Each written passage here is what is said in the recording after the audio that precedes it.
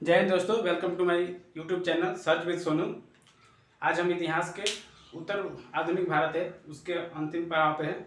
उसके बाद हम स्वतंत्र राज्यों के बारे में चर्चा करेंगे जो 18वीं सदी में स्वतंत्र हो गए थे। तो आते हैं, देखते हैं। पहले अकबर द्वितीय। कल हम शाह आलम द्वितीय पढ़े थे, उसके बाद अकबर द्वितीय आया था। अकबर द्वितीय क्या था? अकबर द्वितीय ज़्यादा इंपॉर्टेंस नहीं है इसमें। इसने एक ही इम्पोर्टेंस दिया था, इसका पेंशन कम था। इसके हिसाब से इसको पेंशन कम लगता था, इसलिए इसने राजा राम मोहन राय यानी मोहन राय को, जो मोहन राय थे जिसने आत्मीय सभा का स्थापना किया था, सती प्रथा का अंत किया था, उनको क्या किया था? इसने भेजा था लंदन किसके पास? प्रिंस के पास, कि हमारा वेतन बढ़ाया जाए पेंशन का।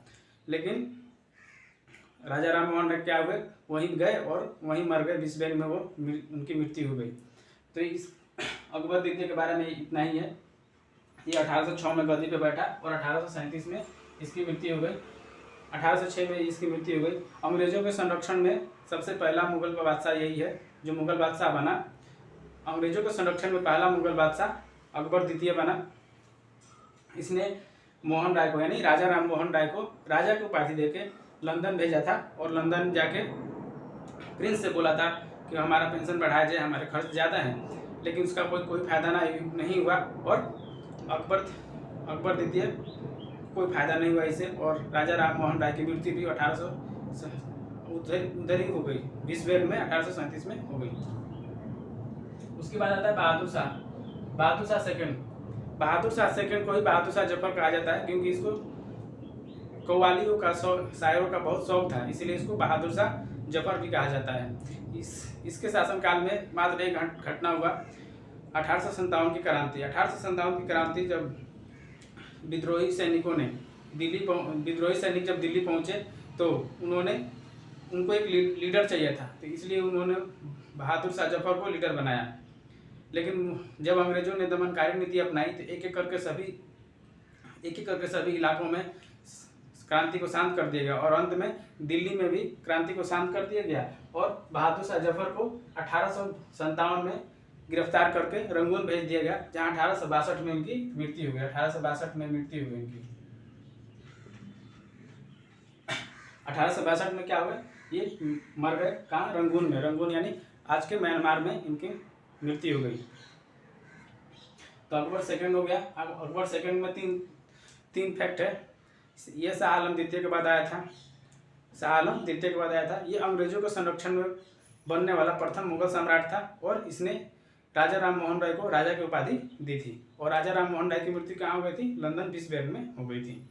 फिर बहादुर शाह जफर, इसके समय 1857 की क्रांति हुई थी और 1857 की जब क्रांति खत्म हुई, अंग्रेजों ने अपने दमनकारी नीति से सभी जगह विजय पाई, तो इसको रंगून भेज दिया और रंगून में ही 1862 में इसकी मृत्यु हो गई। उसके बाद हम ये जो उत्तर आधुनिक भारत था उसके सभी सीरियल वाइज शासकों को पढ़ेंगे और याद करने की कोशिश करेंगे। से बहादुर शाह फर्स्ट। 1707 में औरंगजेब की मृत्यु हो गई। 1707 में औरंगजेब की मृत्यु हो गई। मध्यकालीन भारत खत्म हो जाता है। मध्यकालीन भारत का इतिहास खत्म हो जाता है 1707 के बाद। उसके बाद उत्तर भारत का इतिहास आता है, उत्तर आधुनिक भारत का इतिहास। तो 1707 से 1712 तक बहादुर शाह फर्स्ट था। 1707 से 1712 तक उसे शाह बेखबर कहा जाता है। 1707 से लेके 1712 तक कौन था? बहादुर शाह फर्स्ट था, इसलिए और इसको शाह बेखबर कहा जाता है क्योंकि इसको राजपाट में ज़्यादा दिलचस्पी नहीं थी। फिर जहांदार शाह 1712 से 13 मात्र एक साल रहा। इसको लंपट मूर्ख कहा जाता है।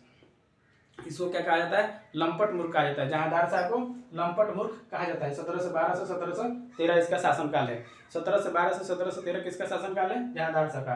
फिर फर्रुखसियर आया। जहांदार शाह की मृत्यु के बाद फर्रुखसियर आया। फर्रुखसियर ने सैयद बंधुओं की सहायता से जहांदार शाह की मृत्यु करा दी थी और फर्रुखसियर आया। फर्रुखसियर 1713 से 1719 तक रहा।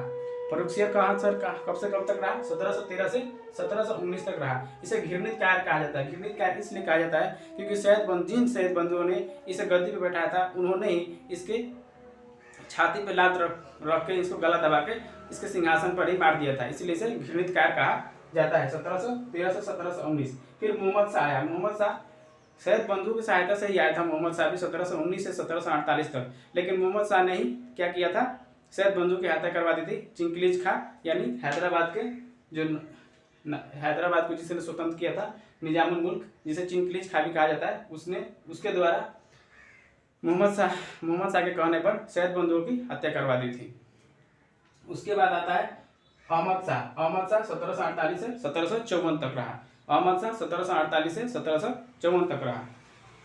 फिर अब 4 हम याद कर लेते हैं। पहले बहादुर शाह प्रथम 1707 से 12, इसे साहिब खबर कहा जाता है। जहांदार शाह 12 से 13, इसे लंपट मुल्क कहा जाता है। फर्रुखसियत 13 से 19, इसे घृणित कायर कहा जाता है। मोहम्मद शाह 1719 से 48, इसे रंगीला कहा जाता है। बहादुर शाह रंगीला, इसे नाच गान का बहुत शौक था, इसे रंगीला कहा जाता है। अहमद शाह 1748 से 1754। अब आता है आलमगीर सेकंड। आशा अब है, आशा अब सेकंड है यानी सभी सेकंड है। आशा अब सेकंड यानी सभी सेकंड है। आशा यानी आलमगीर सेकंड 54 से 59। शाह यानी शाह आलम द्वितीय 59 से 1806। फिर अब मन अकबर द्वितीय 1806 से 1837। और बब यानी बहादुर शाह सेकंड 1837 से 1862। इस तरह हम याद कर सकते हैं इसको। एक बार और देखते हैं। आशा अब सेकंड है। आशा यानी आ मतलब आलमगीर सेकंड 1854 से 59 हो गया। फिर ये शाह आलम द्वितीय 59 से 1806। अकबर द्वितीय 1806 से 1837। और बहादुर शाह सेकंड 1837 से 1862। एक बार हम पूरा पढ़ते हैं। बहादुर शाह सेकंड 1807 से 12 हो गया। जहांदार शाह 17 से 12 से 13 हो गया। फर्रुखसियत 17 से 13 से 19 हो गया। मोहम्मद शाह 1719 से 1748 हो गया। अहमद शाह 1748 से 54 हो गया। आलमगीर द्वितीय 54 से 59 हो गया।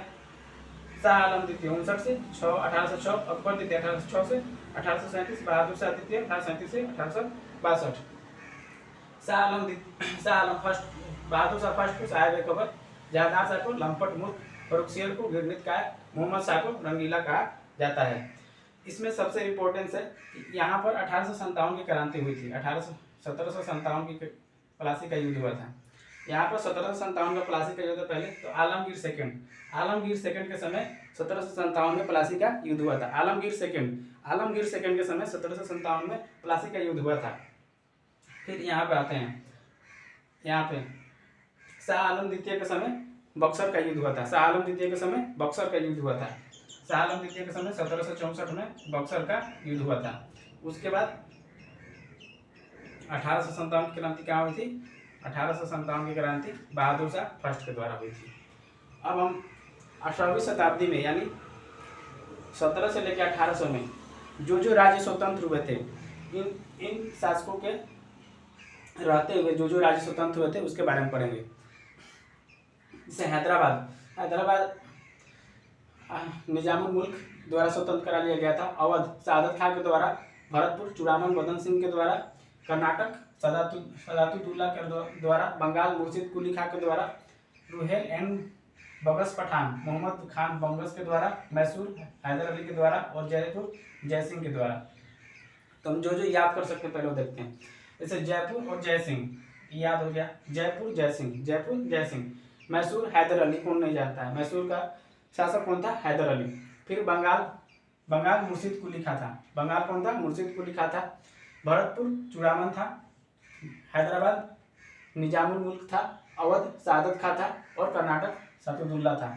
तो इस तरह हम याद कर सकते हैं। रुहेल एंड बगस पठान यानी बंगस, ये बगस लिखा है, ये बंगस हो गया। तो एक बार देखते हैं। हैदराबाद निजामुल मुल्क, इसे चिंगलीज खां भी कहा जाता है। अवध सादत खां बुरहानुल मुल्क, अवध सादत खां। फिर भरतपुर चूड़ामन। कर्नाटक सदातुल्ला खां। बंगाल मुर्शिद कुली खां। रुहेल एवं बंगस पठान यानी बंगस मोहम्मद खां बंगस द्वारा। मैसूर हैदर अली और जयपुर जयसिंह के द्वारा। तो आपको ये वीडियो कैसा लगा? लाइक एंड सब्सक्राइब करें। जय हिंद।